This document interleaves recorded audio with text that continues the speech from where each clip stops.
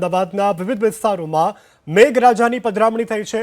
અમદાવાદ શહેરના કેટલાક વિસ્તારોમાં હાલ મેઘરાજા ધડબડાટી બોલાવી રહ્યા છે। પ્રહલાદનગર, થલતેજ, ઇસ્કોન વિસ્તારમાં ત્યારે વરસાદ પડી રહ્યો છે।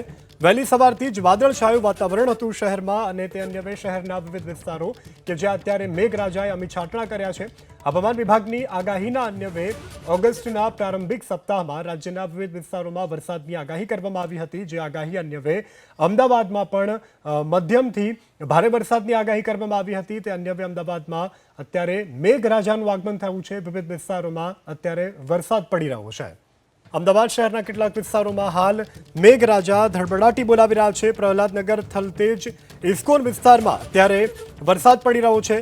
વહેલી સવારથી જ વાદળછાયું વાતાવરણ હતું શહેરમાં અને તે અન્વયે શહેરના વિવિધ વિસ્તારો કે જ્યાં અત્યારે મેઘરાજાએ અમી છાંટણા કર્યા છે।